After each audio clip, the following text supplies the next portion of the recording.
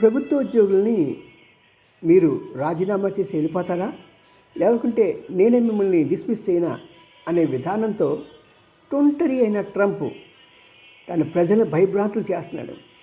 బహుశా ఇలాగా హిట్లర్గా చేసి ఉండలేదేమో.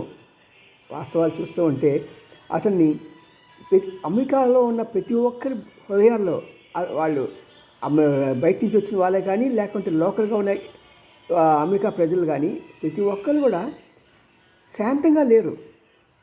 ప్రతి ఒక్కరి గుండెల్లో రేపు ఏంటి, రేపు నేను బ్రతకగలనా లేదా, నా కుటుంబాన్ని పోషించగలనా లేదా, ఇదే ఆతృత.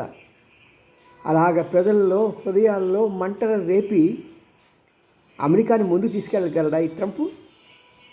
ప్రజల మనసులు గెలవాలి, ప్రజల హృదయాలు గెలవాలి, వారిలో దేశభక్తిని నింపి వారి చేత పని చేయించుకోలే కానీ ఏదో పెద్ద పెద్ద కంపెనీలు చేసే నువ్వు వర్క్ చేస్తావా, డిస్మిస్ చేస్తావా చైనా అనే విధంగా మాట్లాడితే దేశం ఎప్పుడు కూడా అభివృద్ధి చెందదు.